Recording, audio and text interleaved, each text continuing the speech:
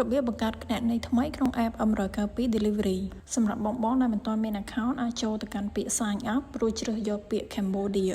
បន្ទាប់មកបងអាចជ្រើសយកសេវាកម្ម Delivery Service ហើយនិង Online Store ទាំងពីរសេវាកម្មក្នុងពេលតែមួយហើយតម្រូវឲ្យបងបញ្ចូលជាលេខទូរស័ព្ទនិងលេខកូដសម្ងាត់ឲ្យបានត្រឹមត្រូវជំហានបន្ទាប់ត្រូវបំពេញឈ្មោះហាងដែលដាក់លក់នៅលើ app និងទីតាំងដែលប្រើប្រាស់បច្ចុប្បន្នដើម្បីមានភាពងាយស្រួលដល់ខាងក្រុមការងារក្នុងការតាក់ទងទៅយកទំនិញដល់ទីតាំង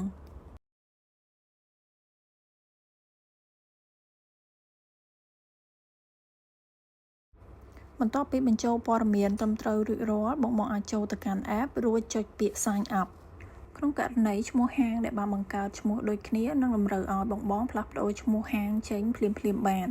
បន្ទាប់ពីកែតម្រូវរួចអាចចុចពាក្យ Sign up ដើម្បីបង្កើត account រួចរាល់នឹងមានលេខកូដផ្ញើទៅកាន់លេខទូរស័ព្ទដែលបានបង្កើត account របស់បងរួចវាយបញ្ចូលរួចជាការស្រេចហាងដែលបានបង្កើតដាក់លក់នឹងចេញជាលក្ខណៈទម្រង់បែបនេះ